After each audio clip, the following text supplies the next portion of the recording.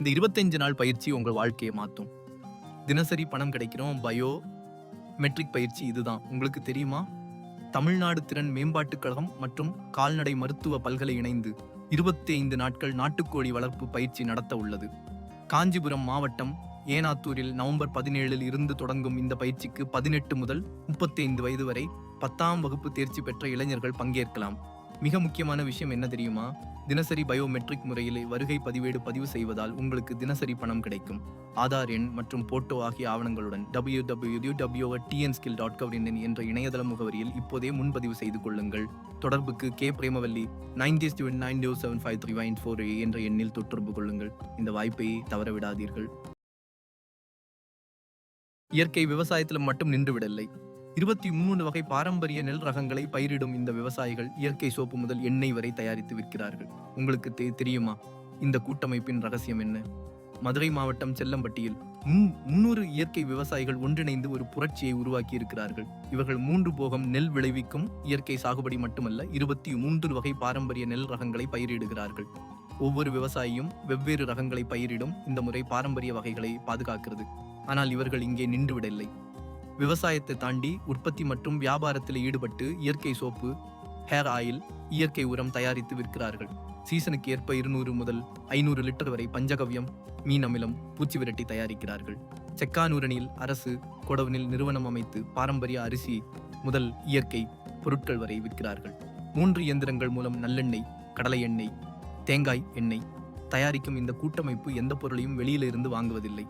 இலுப்பை பூ சம்பா, சிவன் சம்பா, கருடன் சம்பா, மிளகு சம்பா போன்ற ரகங்களை மாற்றி மாற்றி பயிரிடும் இந்த விவசாயிகள் ஒரு ஏக்கருக்கு 20 மூடை நெல் விளைவிக்கிறார்கள். பட்டை தீட்டாத அரிசியை விற்கும் இவர்கள் அரிசியின் உண்மையான பதத்தை பாதுகாக்கிறார்கள்.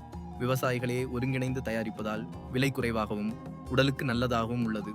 இந்த கூட்டமைப்பின் வெற்றி கதை இயற்கை விவசாயத்தின் எதிர்காலத்தை மாற்றும் ஒரு முன்மாதிரியாக உள்ளது. 1 ஏக்கருக்கு 500 இரும்பு தூண்கள். குறைந்த தண்ணீரில் இந்த பழம் ஏன் விவசாயிகளுக்கு கோடி ரூபாய் வாய்ப்பாக மாறியது? தண்ணீர் பற்றாக்குறை விவசாயத்தை அழிக்கும் என்று நினைச்சீங்களா?